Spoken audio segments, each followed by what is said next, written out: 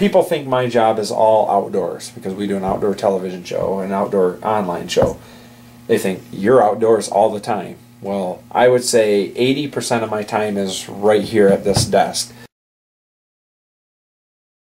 You're going into a shoot having an idea what it's going to be, but you never know what that shoot might end up being. The goals that I have are to keep it interesting. If it's not interesting for our viewers, they're going to tune out, and then all the other considerations just fade away. I think there's a lot of different ways to make things interesting, not just staying on one shot for a long length of time. A guy, say for instance, a guy reeling in a fish. Well, it takes 5-10 minutes to reel in a fish. You're not going to sit and watch it the whole time, and people are going to get bored. Well, if you can put some fast-paced music to it, throw in some cutaways of a seagull going by or something. Alfalfa field out in front of us. There's some does that bed down in this swamp. A lot of times I look back at my own stuff and go, man, I could have made that so much better had I had a shot of this or that, you know, or more powerful music. That's my whole life. Sweet. Is shooting to the edit. opening shot here where I'm talking about what we're doing. So I will actually dissolve into that. So the very first part of the show will start out with a dissolve. Down here on Lake Erie. So while I'm doing this, I'm going to go ahead and put in a shot of the motor, maybe a close-up shot of some planer boards. So I'm going to grab a shot of the planer boards and drop it in there. And I don't need any sound on that, so I'll bring the sound down. Grab a shot of the boat motor, and I need to bring the sound down on that. I'm going to put that right there, and I'm going to lower the sound, so now I have a shot of me talking. Not just any walleyes, but some really big walleyes down here on Lake Erie.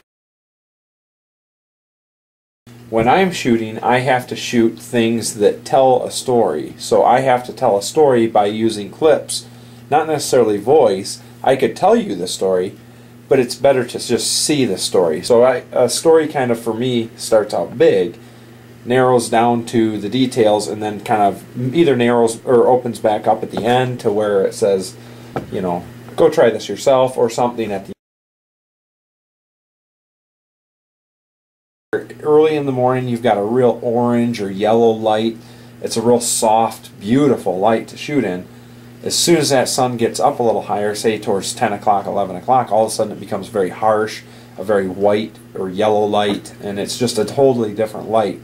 If you show shots from the morning mixed in with the shots from the afternoon, it looks very confusing.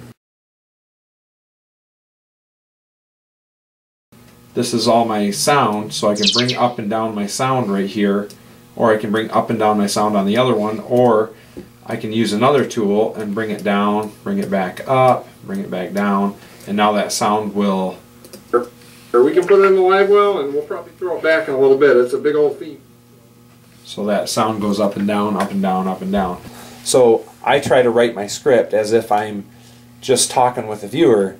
It's very, very easy to look at it and listen to it. I mean, I could pull anybody off the street and have them watch a clip, and then listen to music, and they would know in an instant that doesn't work right, and they would know the ones that sound pretty good with that clip. So it's a pretty easy thing to do. That's probably one of the easiest things about my job is putting in music, I think.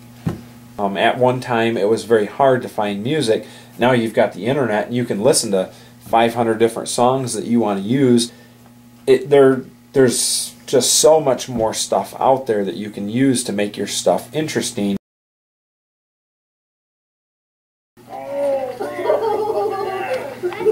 Look at that fish, Reed! Got a big old reef runner. Let's hold that fish up.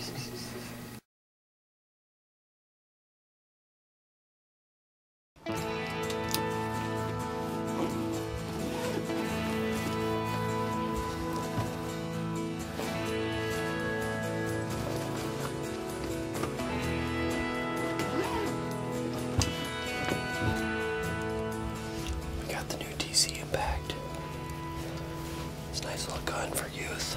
It's got a 1-inch spacer out of the stock. Break open gun. It's shot really well this summer.